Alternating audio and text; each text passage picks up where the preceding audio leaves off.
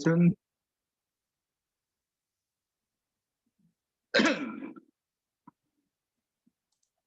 Namo Fundamental Teacher Sakyamuni Buddha.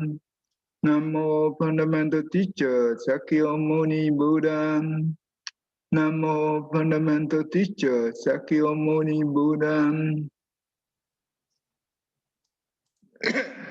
The unsurpassed, deep, profound, subtle, wonderful Dhamma in 100,000 million eons is difficult to encounter. Now that I have come to receive and hold it within my sight and hearing, I vow to touch on the touch come one to naturally. Okay, hi everyone. So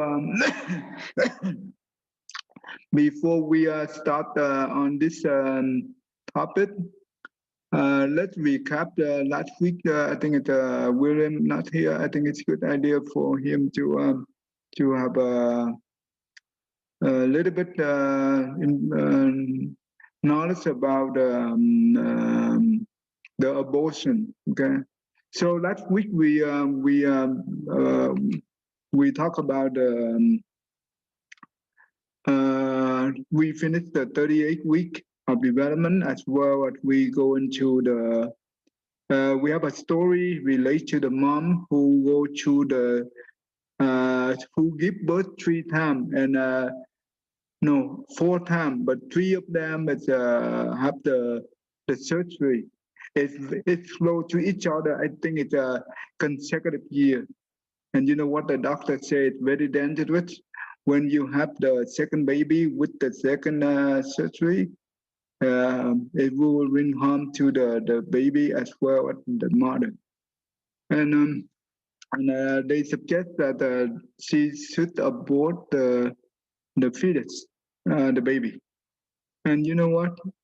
She have a strong faith in Buddhism, and she not she will not abort the baby, and she kept the baby, and every day she pray, and she recite the Ashto Bodhisattva Sutra every day and sincerely. And you know what?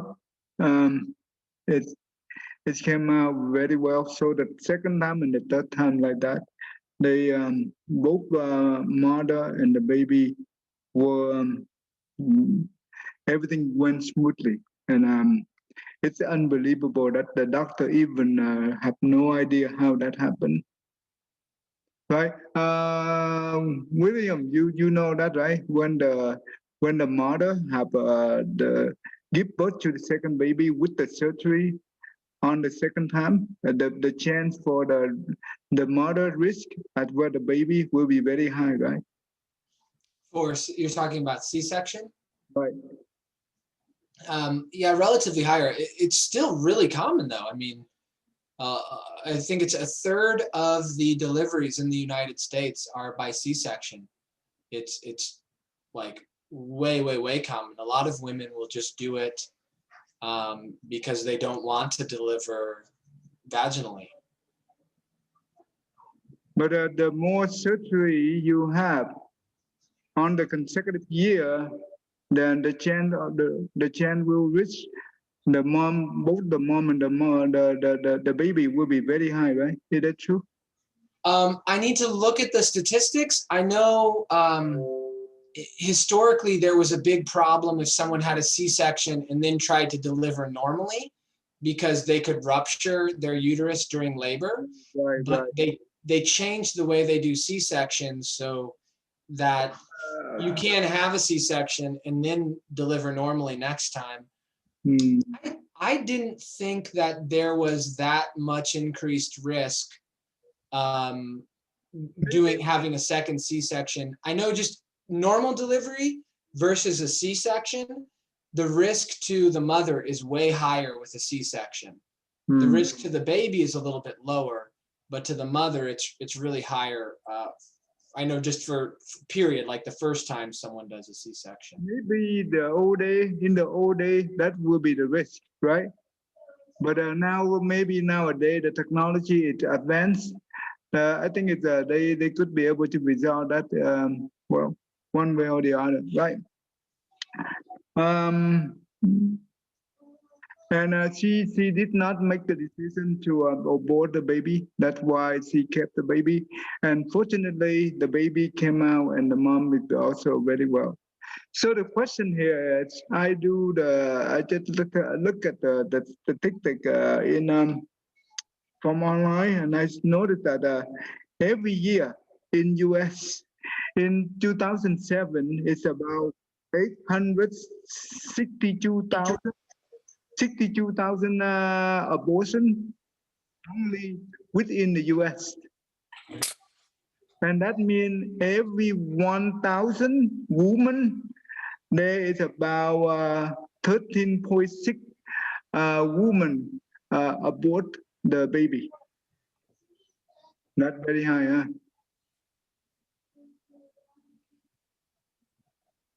Hello, William? Yeah. Not very high, right? Yeah, I mean, it's over 1%. That's a lot. That means every 1,000 women, about 13.6 women abort the baby.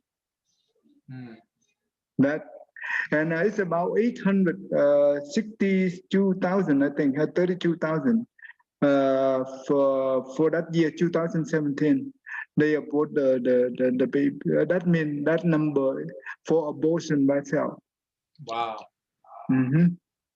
Why it's so important? Okay, you know what? I think it's a good idea. Let me go back to that. Let me bring that thing back so we quickly take a look at that number. I opened the wrong one.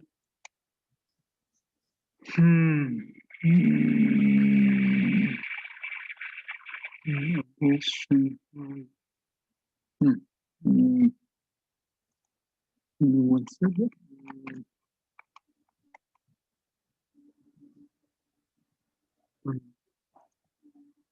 Yeah, it's terrible. Those things, and in U.S., you know what? Not only the U.S. and nowadays everywhere, abortion is just like a normal practice for them, and they don't even care. You know that's terrible.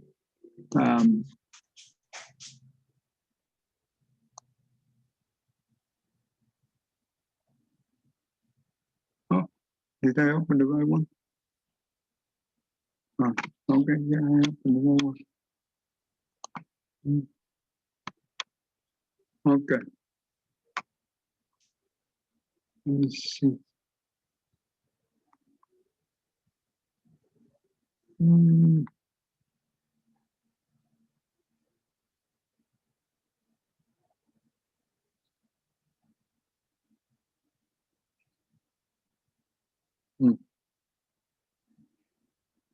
Oh, okay. Where put the thing? Anyway, so it's about and why I bring this thing up, because you know that when we learn about the bottle, right? They when the person who just died, they have to go to the normally they go to the 49 day of bottle period, right? But for the baby who were aborted, most likely they will not be in that cycle.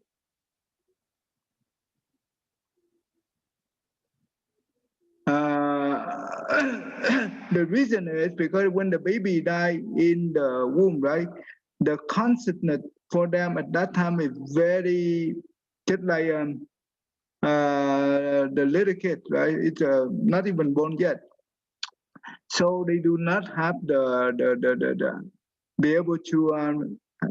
They did not have the rational life in the way that when we try to tell them or talk to them or so they can be able to detach.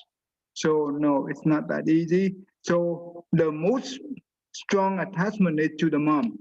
That is the most closest to them. And when the mom do the abortion, the fetus that will have the strong hatred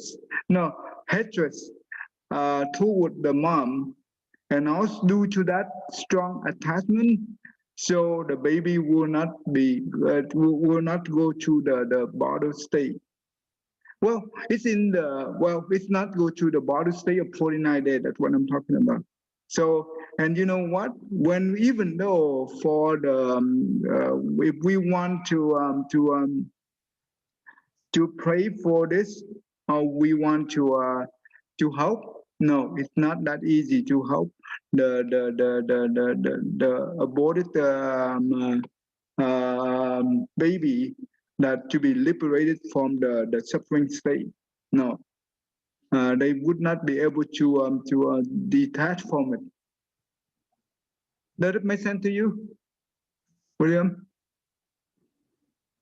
It does raise some questions for me. I mean, because the consciousness that we have in the Bardo state, it's still, it's heavily informed by where we were when we died. So even though, like, so let's say, you know, after my death, I go into Bardo state and say I, you know, enter a human woman's womb, and then it seems almost like, why would a baby not go back to, like, why wouldn't the Bardo state be the same as the Bardo state from the previous incarnation if they hadn't really had any time to create any new karma? You know, it almost seems, it seems to me like it makes sense that, like, if someone was creating karma and they were propelling themselves in a certain direction, but like a baby hasn't really created any new karma yet, so it seems like their Bardo state should kind of revert back to what it was right before they were born. But you're saying it's actually, since they've entered into a baby's womb, they're like, they don't have any of the benefit from the previous life of, if they like had. No, think about it. When usually when we the person who just died, right? They will leave their body. That means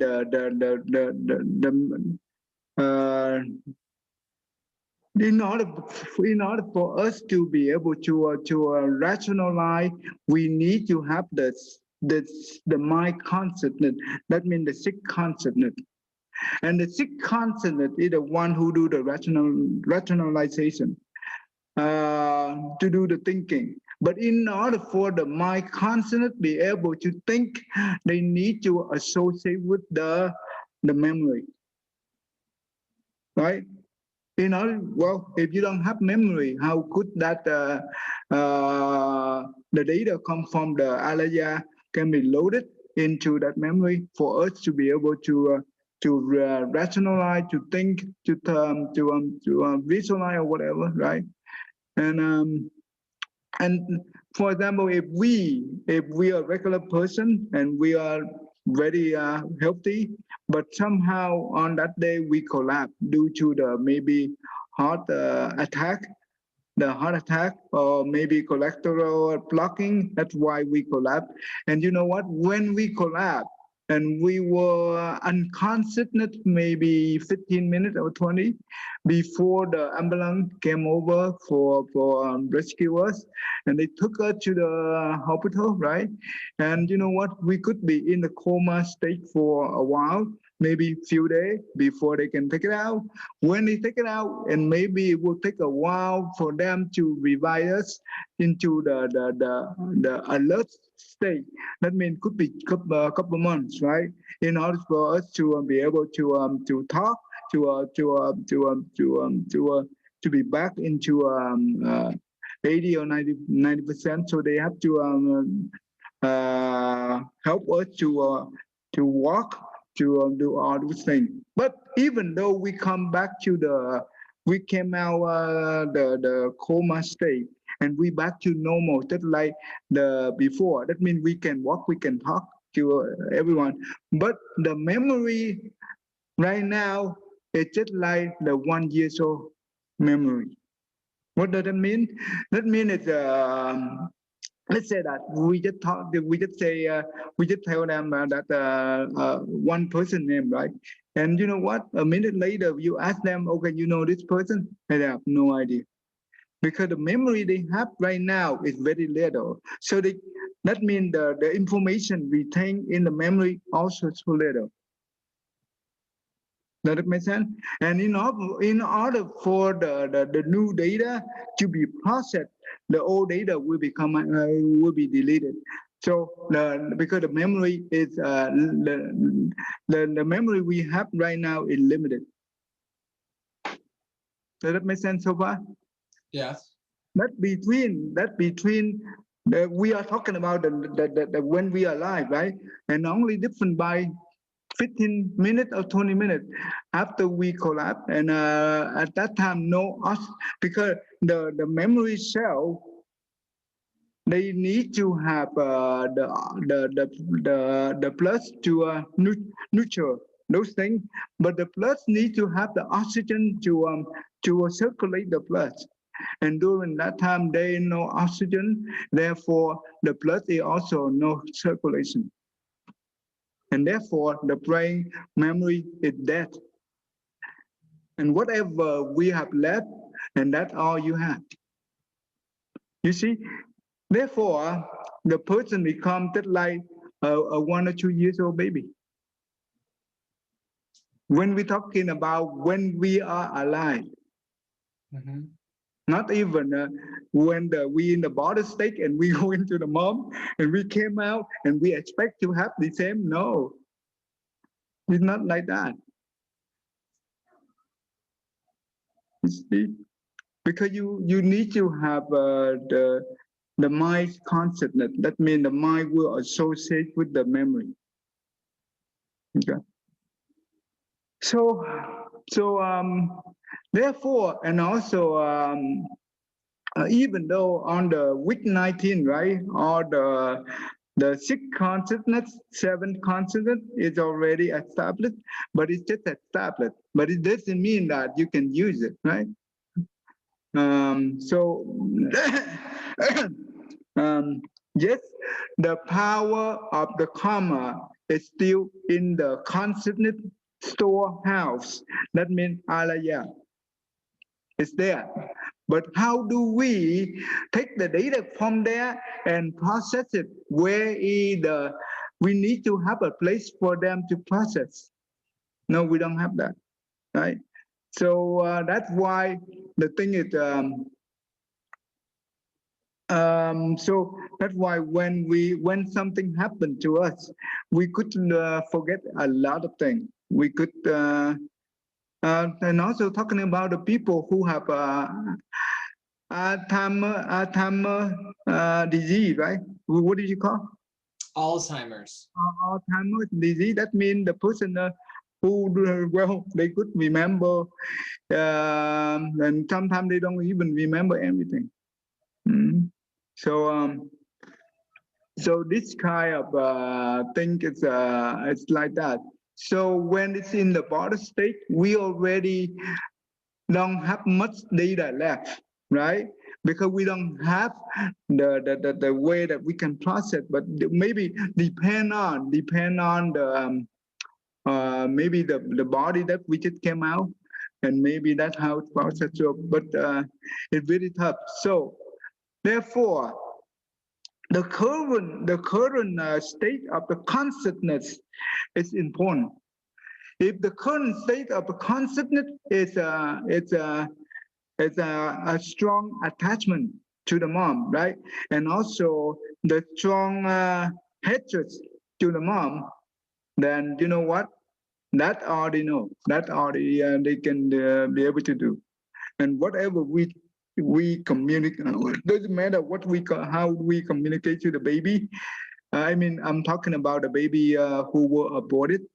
They could not be able to understand to the level that like adult, right? And the other scenario is the people who die in the battlefield, right? That means when when the soldier go to war, right? And you know what? They die in the middle of the battle. And you know what? Those people will not go to the border 49 days border period. Do you know why?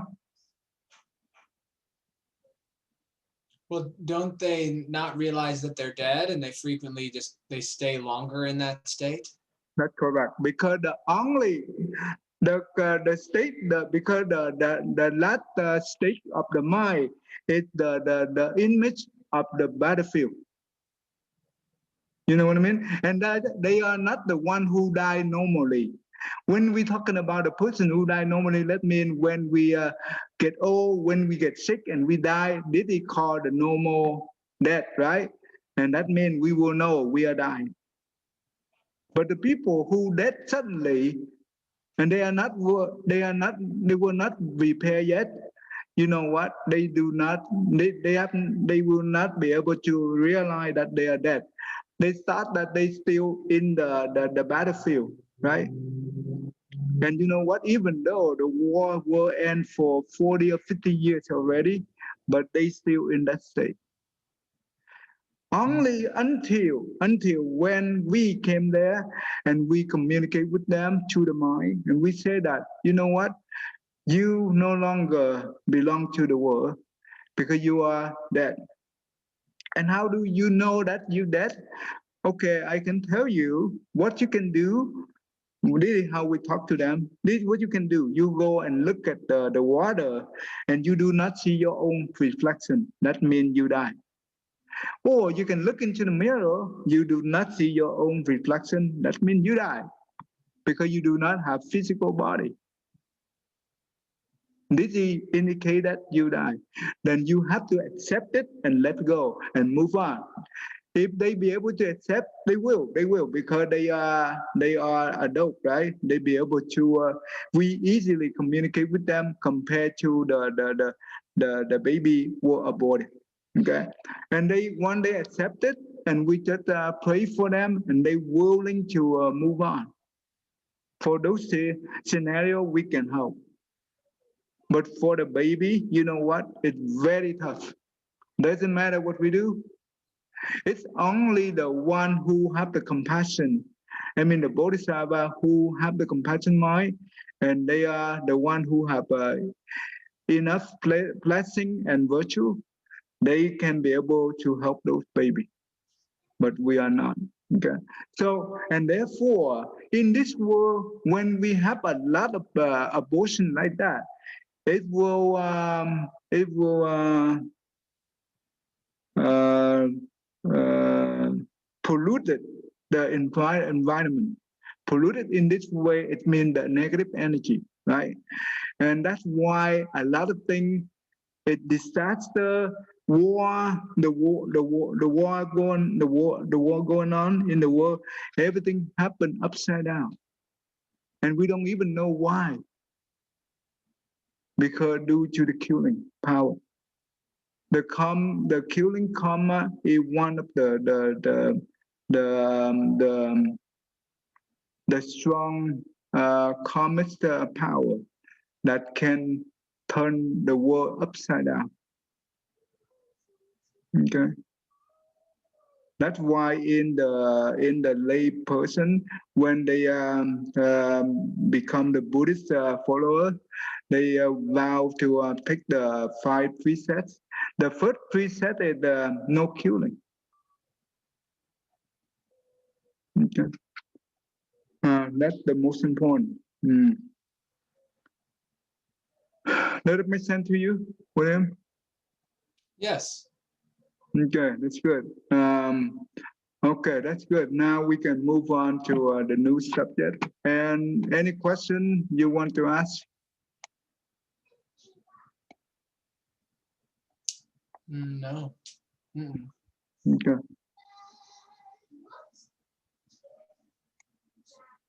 Okay. Okay. Now we can start on the new subject for now.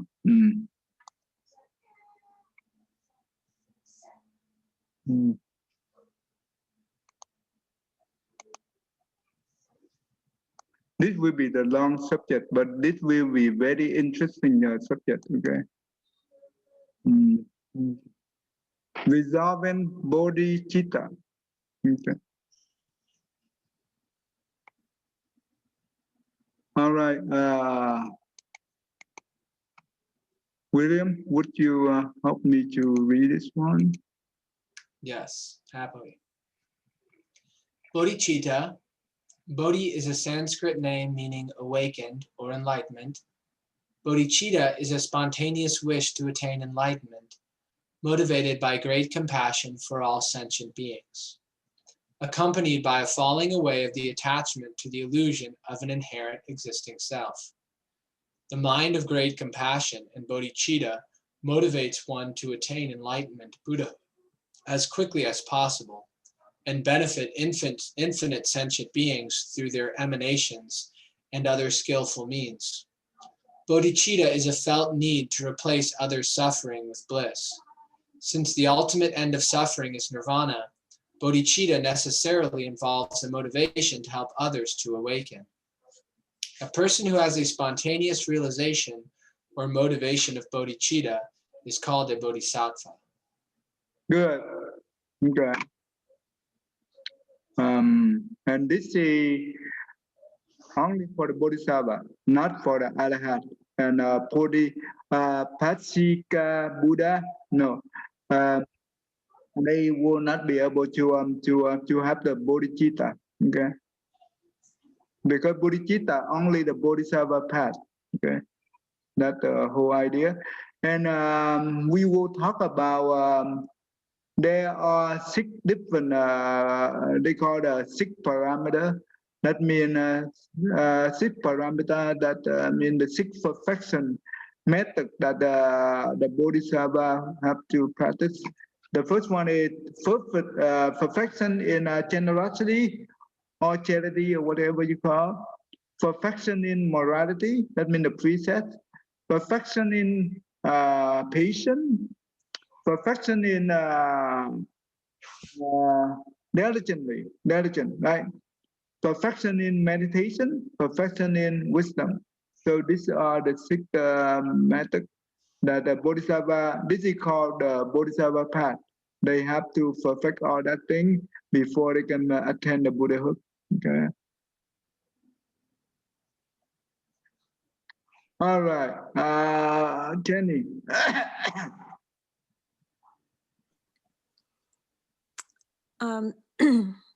Cultivating all the good dharma without resolving the bodhicitta is the work of demons. The main door to enter the way resolving the bodhicitta is foremost.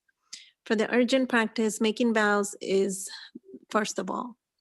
The establishing vows may be the way to liberate the sentient beings.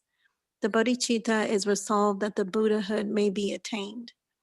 If we do not generate a vast mind, do not establish steadfast vows, then even we have undergone uncountable lifetimes, as much as sands in the Ganges River, we still stuck in the samsara cycle. Even we have cultivated diligently, it's just a waste of hardship practice without any benefits. Therefore, in the Adornment Flower Sutra, it's stated, cultivating all the good dharma without resolving the bodhicitta is the work of demons. Just forgetting resolving bodhicitta when doing good deeds gives us no benefits. If we have not yet resolved bodhicitta, there's no need to say, if we need to learn the Buddha vehicle, then first we must generate the bodhisattva's vows to practice bodhisattva path without further delay. The book of Encouragement of Resolving Bodhicitta was written by Venerable Tin Am. Yeah. So does it make sense to you so far? I tried Yes. to translate that with the best one that what I can do. Okay. So samsara, samsara. That means SA, right? SAMA. Oh, yes. Samsara. It means the death and rebirth cycle. That's what it means. Okay. So what do you understand from here, Jenny?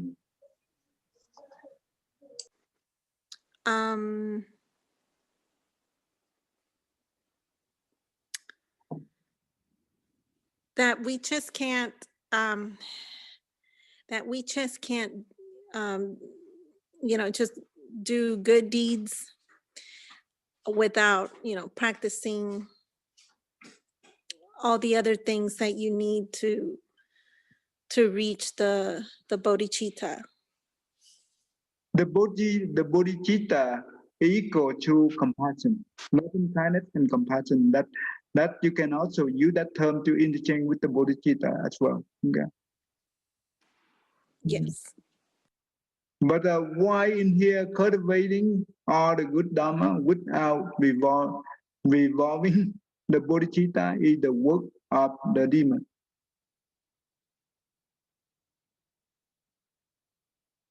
Why was that? What do you think about this, William? Well, it's a matter of the motivation for doing the good actions, because if someone heard the teachings and said, "Ooh, wow, so the way to get my desires fulfilled is to help other people," then I'm going to help other people so I can fulfill my desires. So that practice would actually reinforce the idea of a permanent self, and it would be in service to that. So the intention is totally different from someone who has resolved bodhicitta, because they are wishing to benefit other living beings. They're wishing for enlightenment in order to be able to have the wisdom to benefit other beings as fully as possible, not in order to know what to do so that they can get the most blessings. So if bodhisattvas, or people who've resolved bodhicitta, they're not seeking blessings, but bodhicitta is a kind of an unending fountain of blessings in and of itself. But to seek just for blessings is a form of desire, is a form of greed, and eventually, it's going to be in conflict with helping other people. No. Let me make sure that I make this one clear. Bodhicitta is a part of the practice of the bodhisattva. Okay, that is a part of the bodhisattva. The Arhat or the Pisika Buddha, they do not have the bodhicitta. That means they could not be able to practice the bodhisattva path because they don't have the vow to benefit others. That means the loving kindness, compassion toward all beings. So bodhicitta is a part of the bodhisattva. That's what we said here. A person who has spontaneous realization or motivation of bodhicitta is called a bodhisattva. Okay. So I have a question. Yeah.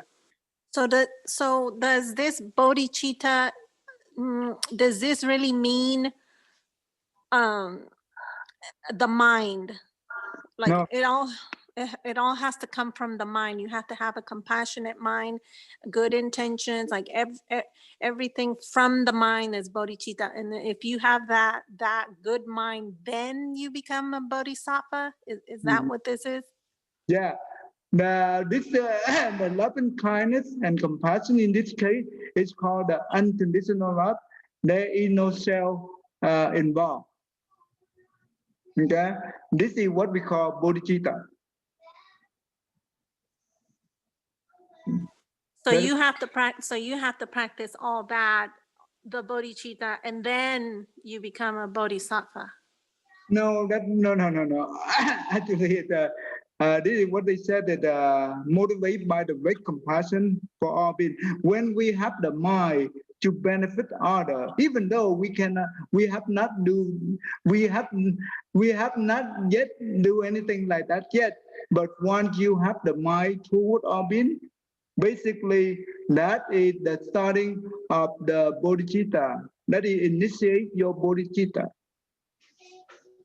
Oh, okay. Well, then it makes sense. So it doesn't have to have an action right away.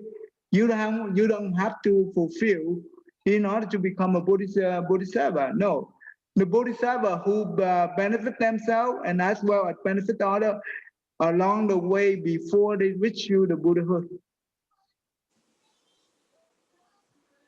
Oh, okay. So if we have to wait until we accomplish the Buddhahood, then we come back. You know what? That is not really the Bodhicitta. But at the same time, when we working on the goal to reach the enlightenment for the Buddha, we also hope the one who have affinity with us, doesn't matter a good affinity or bad affinity, we still make sure that we benefit them along the way. Okay. The Bodhisattva in Buddhism, we have three vehicles, right? The three vehicles, that means the void here, it means the Arahat vehicle. The Pasika Buddha is also another vehicle. The Buddha vehicle, or we call the Bodhisattva path. This the vehicle represent that that is the mean to carry. When we let's say that I have a car, right? I can be able to have three or four people, right, in my car. And but if you have a bigger car, you can have more people in there. That means the Bodhisattva or Buddha vehicle is the rated vehicle. That means the number of being that can be fixed into your vehicle is unlimited. Does it make sense? Yes. Mm-hmm. So what does that mean? That means the mind of the compassion. We are motivated by the mind of compassion for all sentient, because we want them and together with us to be get out of the suffering, right? And also to be benefit from liberate from the samsara cycle. Okay, now does it make sense to you, William and Thăng Thiện? Yes, yeah, that if someone is practicing good dharma, good actions, but they haven't, their motivation isn't yet bodhicitta. They're not doing the practice in order to achieve enlightenment so that they can help other beings, but they're doing it for selfish reasons, to develop good karma so they have blessings. Well, then then once they get to the place where they have a lot of blessings, they still won't have the right mind state or understanding, and they won't have kind of cleanse themselves of desire and craving. Okay. Do you remember that I told you about a story related to the Buddha when he was a human, right? And he and with his friend, they both create a bad karma, and after they pass away, they go to hell, right? And you know what? In the hell, there was the demon king, right? He's the one that make these two people here to fool the train, and you know what? And the demon sit on top of the train, and you know what? He whipped the two. That means the Buddha in the past, and also his friend, right? Terribly. And you know what? At that moment, the past life of the Buddha, he had the mind of compassion to his friend. He could not be able to bear the suffering that his friend had, even though he also been punished at the same time, the equally punishment. And you know what? He stopped fooling the train. He came in front of the demon king and said that, sir, would you please give a little bit rate to my friend? Do not torture him too much. You know what? When he said that, the demon king really angry, right? And he whipped him from top to bottom, and he died on spot. And when he passed away, And you know what? He be able to escape from his hell body, right? The hell body, and be able to transform into the heaven being body, the body of the heaven. At that moment, you know what? When the when the when the hell being just be born into the heaven, no, when the heaven being just be born into the heaven, they be able to see their past life. You know what? He be able to know that, oh, he just got out from the hell and be reborn here. The reason that he will reborn here because he have the compassion to his friend, and he died with the consciousness of compassion. For that consciousness of compassion, it transformed him from the hell body into the heaven body. At that moment, he realized that if I am using this, the consciousness state of compassion, if I keep practicing until I will eventually reach the Buddhahood, and he did. And at that moment, he make a vow. That means he resolved his bodhicitta. That means the mind of compassion for others. Does that make sense? Yes. This is the first time the Buddha in the past he resolved his bodhicitta. Thăng Thiền and Jenny, does that make sense to you? Yes. Yes. You see, the compassionate mind or the loving kindness mind is so important. If we have a chance to help the near death person, right?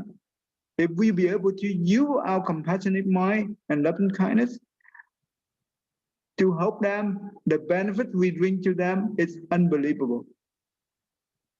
Okay. Okay, that's good. All right. Okay, let's go to this story.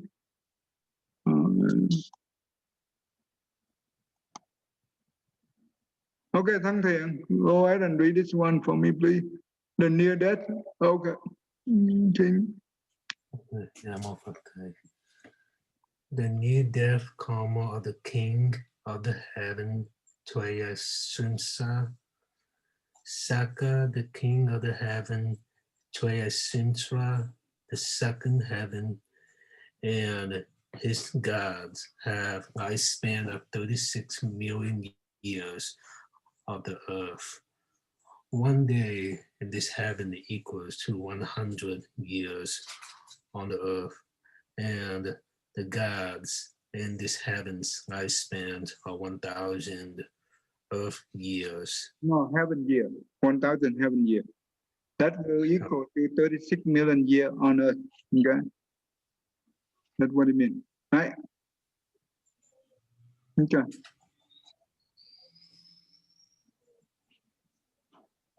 Oh, do you want me to keep going? Yeah, keep going. In the past lives, they have practiced the 10 good deeds. Therefore, they will be born into the heavens to enjoy blessings. While the Buddha was still in the world, coincidentally, Saka's lifespan about to come to an end because he used all his blessings. The new king had the spiritual eyes,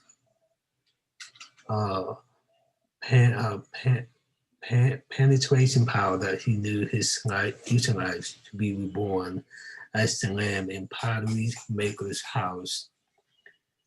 He got so nervous and it also appeared in his face. One of his close attendants saw the king's anxiety appearing on the king's face, and he asked, "Your Majesty, why do you look so worried?" The king replied, "My lifespan can be ended at any time, and my future will be a lamb, and who can be able to help me now?" The attendant said, Your Majesty, don't worry right now. The Buddha is still on the earth, and he was currently meditating in the cave. Your Majesty, just go down there while you're bowing down to the Buddha, and you should say silently in your mind that my name is Saka. From now on, I'm taking refuge in the Buddha, the Dharma, and the Sangha. The king Sakura fly down to the cave where the Buddha was meditating, and he bowed down and said that my name is Sakura. And from now on, I take refuge in the Buddha, the Dharma, and the Sangha. Before his head touched the ground, he died on the spot, and his consciousness left his body and entered into the female lamb and the potter's maker's house. At that moment, the female lamb had a stomach and ran wildly in the house and hit a big vase that caused the female lamb miscarriage. At this specific moment, his consciousness left the female lamb body and entered back into his old body. The Buddha just woke up from his meditation. He praised the King Saka, Your Majesty, you were able to escape alive and death through a very tiny chance. The Buddha then lectured the Dharma to the king, and he attained the first stage of our heart, and he regained all his blessings. Does it make sense to you so far? Yes. So what do we learn? What do we learn about this story? This story that about the near death that this King Sakura he made a prediction that he will reach his death at any time, that he will become a lamb. Mm. And then one of his attendants told him that he need to go down there and meet the Buddha and bow down to the Buddha and take refuge in the Buddha, Dharma, and Sangha. And then he bowed down, and then his consciousness left his body and entered the mother lamb's womb. Then somehow the mother lamb got miscarriage, and that baby died. Then his consciousness left the womb and went into his old body back. So I think this is where the Sakura returned to his older body back, because of something that he did by come down and pay respects to the Buddha. That's why he got all his blessing back. Yeah. William and Jenny, do you have any question? I think you should have a lot of questions related to this. Correct me if I'm wrong, but I think what I'm understanding from this story is that this king was worried that he was going to die. So then he ended up going into the lamb's body, and in the end, he realized that there really is no death, that you can, go into the consciousness can leave you and go into another body, then it can jump into another body, and then in the end, I guess if you learn the message, he turned into an arahat. Is that what it is? No. Can you turn the page so I can see the other? Okay. The other page. The first stage of Yes, that one, where it says, and he attained the first stage of Arahat, and he regained all his blessings. So actually, I don't know. I mean, that's kind of what I understood from this. okay. No. Let me make sure that. Okay, basically, he really died. Okay, he died, and that's why his continent enter into the lamb mother, right?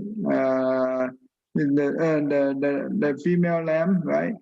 And due to he has the strong faith in the Buddha, Dharma, and Sangha.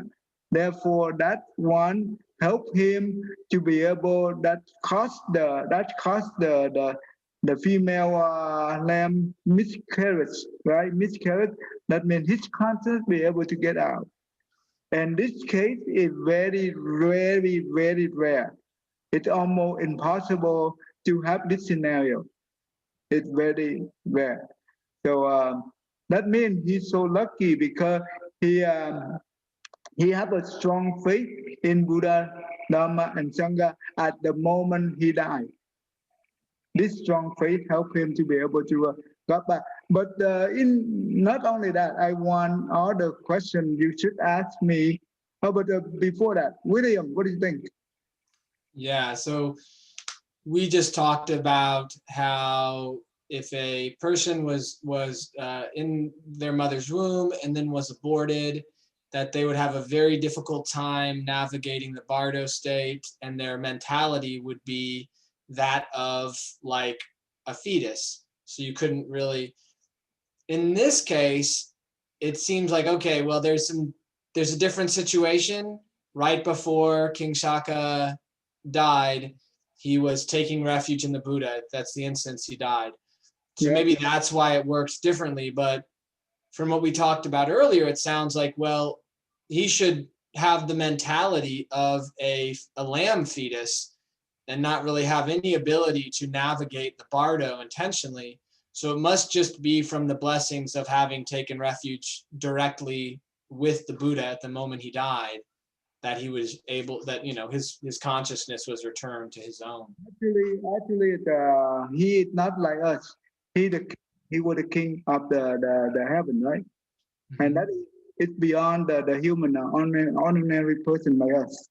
And that means his consciousness is so powerful compared to us. And also plus that he had the strong faith in the Buddha, Dharma, and Sangha. And that combination, yes, his consciousness enter into the mother womb, right? But because at that moment, the consciousness is holding on the hope of the power of the triple gem, right? Basically, the power of the Buddha. That holding so strong, and that help him to be able the female lamb miscarriage, and he be able to get back into original body. Therefore, the Buddha prays, you will be able to escape the life and death in a very tiny chance. It's not many people can do that.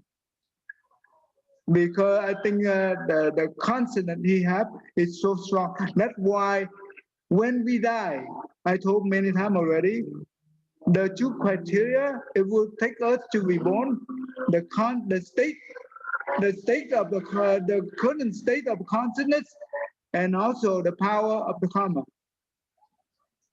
But if we have the current state of consciousness strong, let's say that the near-death person, right? Even though they play up a lot of bad deeds, right, in the current life, but if they were lucky enough to meet the good advisor, and the good advisor give him the advice, and you know what? He have a full faith in that person, and the near-death person, if practice whatever the instruction given from that strong consciousness can fool the whole luggage of the bad karma in the right direction. The consciousness, the state of the consciousness is so important, so powerful. It can turn things upside down. But for that scenario, it's rare. It's not common. Okay, now let me ask you. Okay, before I ask, any other question?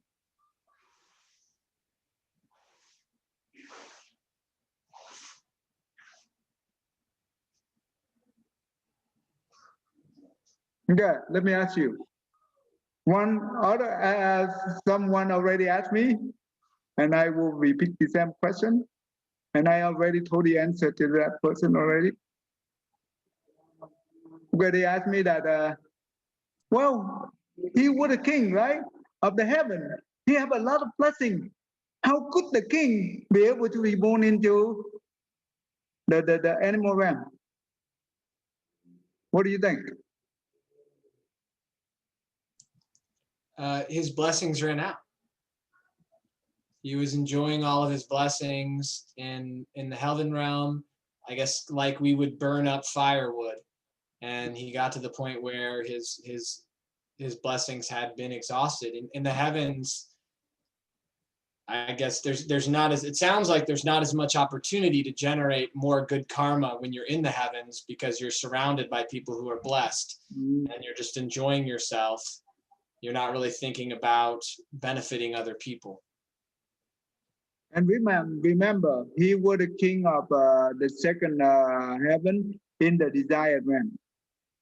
Okay? That means a lot of trouble. When you enjoy, you lose blessing very quickly. And also, not only the desired realm, the form realm, right? Even the formless realm.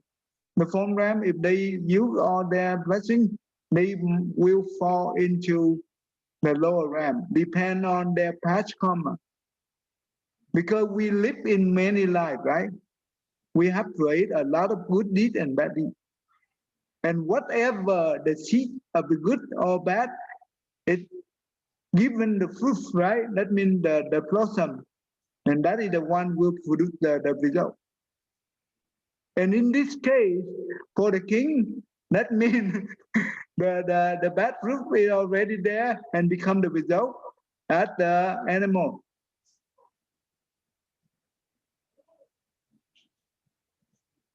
And it's very scary, right? Everything could happen in Buddhism, everything could happen. The mind is so important. We can change things from the mind. Does that make sense to you, Jenny? Yes. Mm-hmm.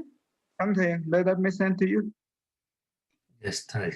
Yes. Tom, do you understand so far? Yes. Okay, all right. So today we my stop right here. So and we will learn. And okay, let's go back to here. Cultivating all the good karma, all the good deeds, right?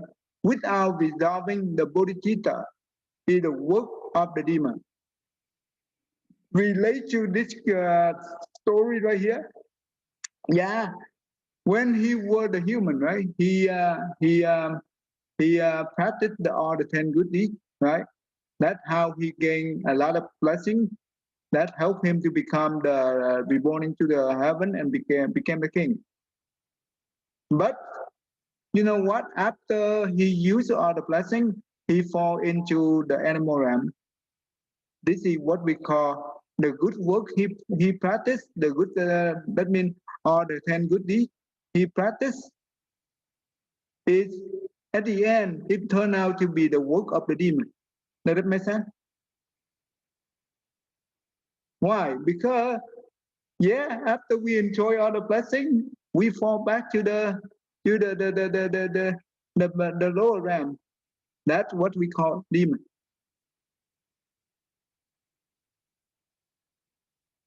Kenny, would that make sense to you? Yes. Yes. Now I understand. This is important. when we have a lot of people do a lot of good deeds, right? They love to do the good deed, but they do not have the bodhicitta. That means they do not bodhicitta. What does that mean? It means that we make a vow for all living beings. That's the idea of the bodhicitta. When you make a vow, that means you have the vision, you have the direction of your mind, and you know what to do, what to go, where to go. Even though when we evolve throughout the samsara world, right, from one life to the other, we still have the path how to get there, due to the vow that we make in the past. But the one who do not make a vow and they are doing good deeds, then they do not have the clear, they do not have the goal, and they do not have the clear path to go there. So when they reborn into the next life, they forget everything, everything, right? And you know what? They just know how to enjoy. They do not know how to continue on their practice. The vow is the most powerful. It's invisible power. It's so powerful that let's say that if we accidentally go in the wrong path during this lifetime, it's the one who fools us back and puts us into the right path.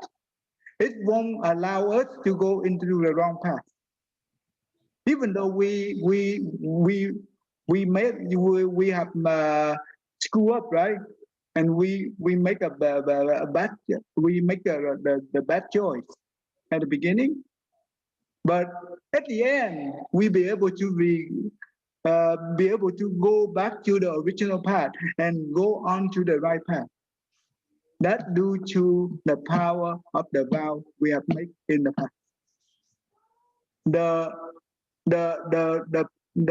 invisible power, that power is so strong, it makes sure that we will not go into the wrong path. The wrong path here is because we already set the path to reach there. We have only one way to go there. We cannot go this way. Go there, that means go to the path that we benefit others. Does that make sense to you, William? Yes. The vow is so important. And not many people, not many Buddhist people understand this concept.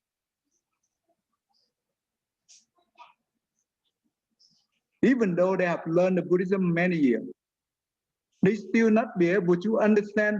When I said understand, they have to understand by heart. It touches them, it's shaking them, just like from heart to the mind, from body to mind. That's what I'm talking about, realization. When we have a chance to hear the sutra relate to the Bodhisattva make the vow and resolve the Bodhicitta. If our body and our mind is shaking just like it's shaking from top to bottom, because we have the affinity, the good affinity with that sutra, and that is the good root that we have planned in the past, due to our past vow that we make. Maybe we do not know exactly what we make a vow, but we will know to the point that, because that is a part of our own nature, we will know what kind of vow we have made in the past. We will know eventually, because that is your nature. That's the nature that we have working on so many times. Eventually, it will put us back into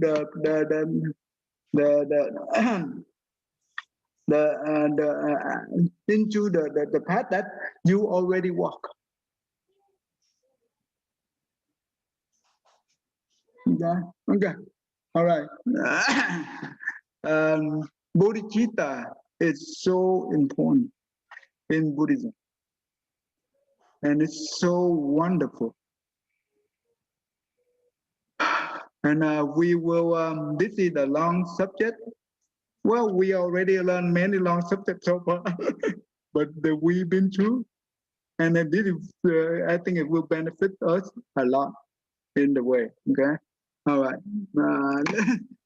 let's stop here and we do the mantra. And any question before we stop here? I have one last question. Yeah. Are we gonna study the remember how I asked you, I think it was 2 weeks ago, I can't remember, but you know the different stages when the consciousness enters into the womb, and you know how you have the karma of the blood, the karma of the bones, you know how you have all these stages that go in order, how a body is being born, and then the different stages of how we die, and how those two, how we're being born and how we die, if they have any relation to each other, if there's, you know, if there's any comparison, if there's any, and I think you told me that in Tibet, that like you have, there's something where in Tibet they do talk about that, and they do say how there is a relation. And I think you said you were gonna teach Oh, us that. okay. One time I told you, I promised you that basically when our body, right? Well, I think this is the question I remember that you asked me one time. When we die, right?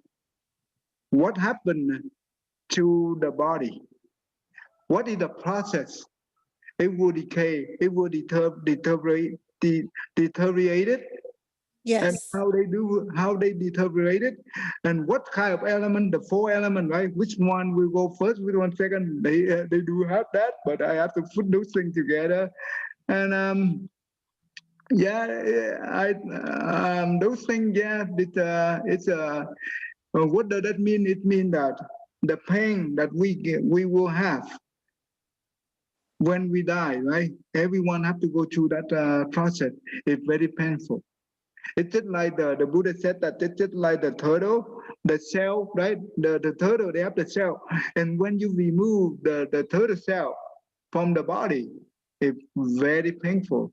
And the pain we get, it's similar to that.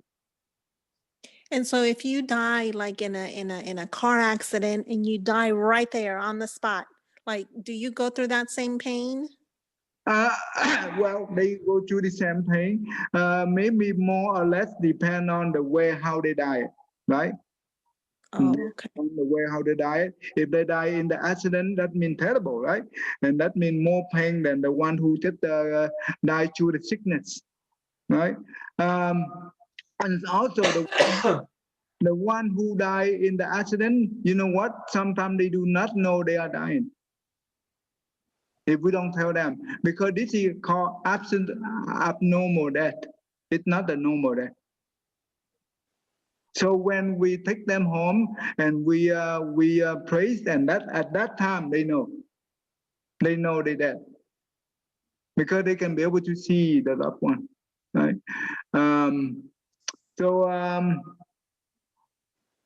And if you die in your sleep, like you just die in your sleep, like, you die in sleep, or you die what? You still have to go through the process of the deteriorate of the four elements. Right, but when you have a strong consciousness mind, and you be able to overcome that to some point, right? And that's why it's so important when the person die, if their loved one know how to pray, that means recite the Buddha name. This is the power of the Buddha. Will let the person go through the process smoothly, and that's how we calm them down. Does that make sense? yes, okay. It's so important. Praying for the near-death person is so important. You can turn things upside down. Okay.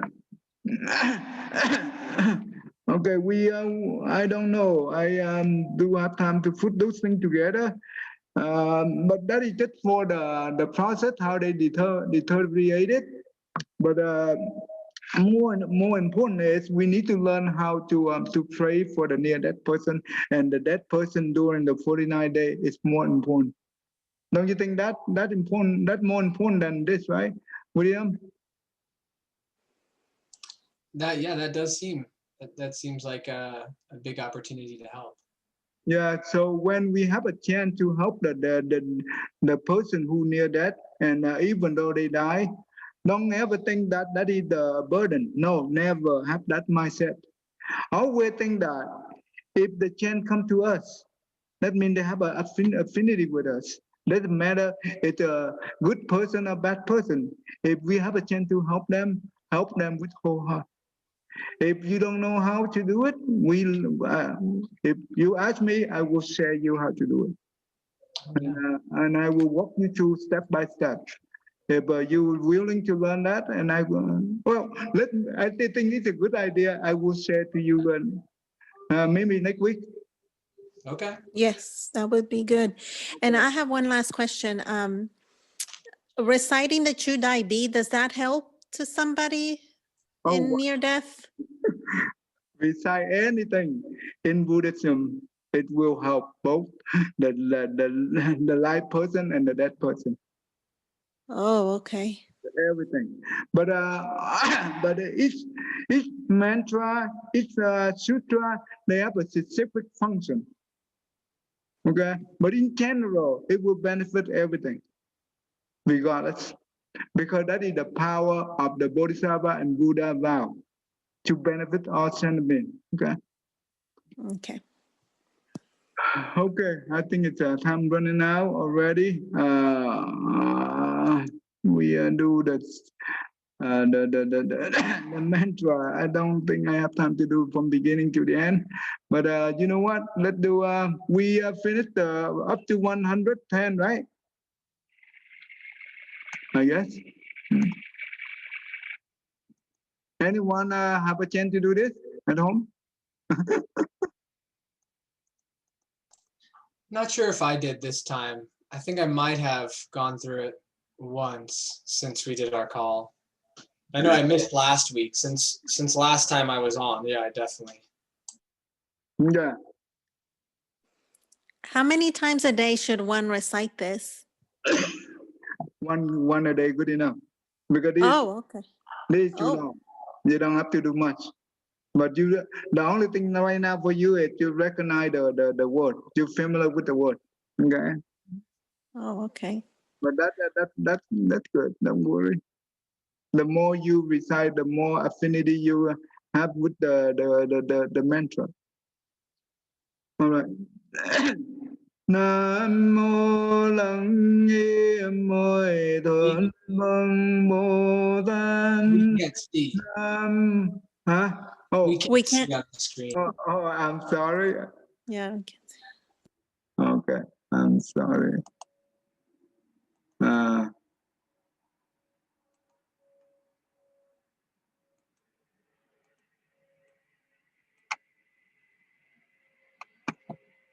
Nam mô Lăng Nghiêm Hội Thượng Văn Bồ Tát.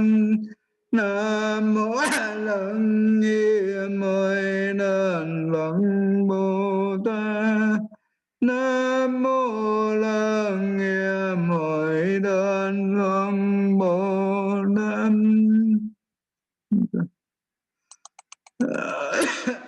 At home, you can read the English, and to the mantra, you do Vietnamese. Up to you. Okay. I think English for you is easier, but the mantra at the beginning I plan to teach you in Chinese version, but you know what? If that's the case, then it will be. I think it's a good idea to do this because I always do it in Vietnamese anyway. Before, in 20 years ago, I do in Chinese, but now I do in Vietnamese anyway. All right. Okay. Not this one. We can go to the end because today we run out of time already. Okay. Let's do from 100 to 120. Huh? 101. Niết ra ikara ni ban ra bi địa ya thanh đà ne akara mong ri chu ban ri đắc ra ya nan niên ri tan ra ba ban đà na mung sa ni tan ra ba đồng sang ra đồng nan đồng tam phàm bát na ne ba ni ya đô ra đành đê nam miên ra ta tăng ra nhà sa. Is that too fast? No, not too fast. Okay, you want to do one more time? Sure. Yeah. Niên ra ikara ni ban ra bi địa ya thanh đà ne akara mong ri chu ban ri nan ra ya nan nia ri tan ra ban đà na mung sa ni tan ra ba đồng san ra đồng tan phàn ban na ne ban ra ni ya đô ra tan đê nam miên ra đa tan ra nhà sam. Yeah, William, you do from 101. Okay. Niyat raha yat karaha ni batra bidyaya saddane akara matri tru bakri dakraya nanyat ri tatra ba bandana muksani tatra ba dotsaktra dotapa Baknane fatrani yadora tattenam yatraha taha tatra nyasha. Wow, you are the bit me guy. Thank you. Thank you. Thank you. Oh, wow. Okay. Good. Jenny.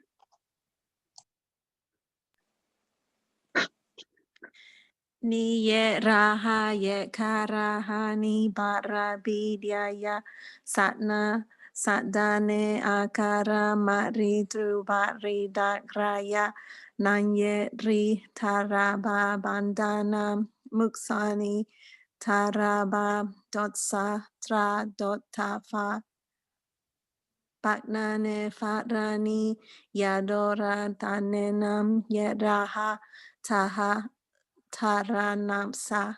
Okay, Thang Thiền, you can do then this one for me. Yeah, more for that. Ni vikraha vikawaha ni bakwa bi địa ya sắc đà nè akawa mặc quỳ chủ bác vì đã qua ya nên viết vì tác qua bà bằng đà na một sa ni tác qua bà đồ sát qua tác pháp bác qua nè pháp qua ni ya đồ đồ qua tác đế na viết qua ha ta tác qua nhã sa. Wow, okay, that's good. That's good. John.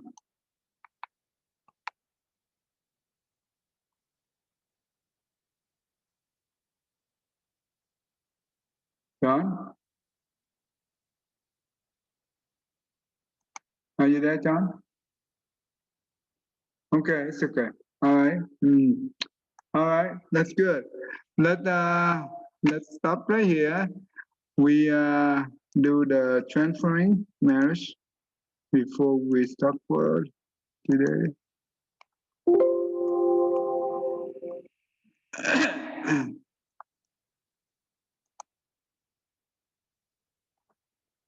May every living being, harmony as one, and wherein with light, share the fruit of peace, with heart of goodness, luminous and bright. If people hear and see how hand and heart can find in given unity, may their mind awake to great compassion, wisdom to joy. May kindness find reward, may all who sorrow repent pain. May this boundless light break the darkness of their endless night, because our hearts are one. This world of pain turn into paradise. May all become compassionate and one. May all become compassionate and one. All right, good. Thank you. So today topic is okay, right? You like the topic, right? Okay. Yes. Yes. Yes, thank you. I see you next week. See you next week. Yes, thank See you you. next week. Thank you so much. Say hi to me.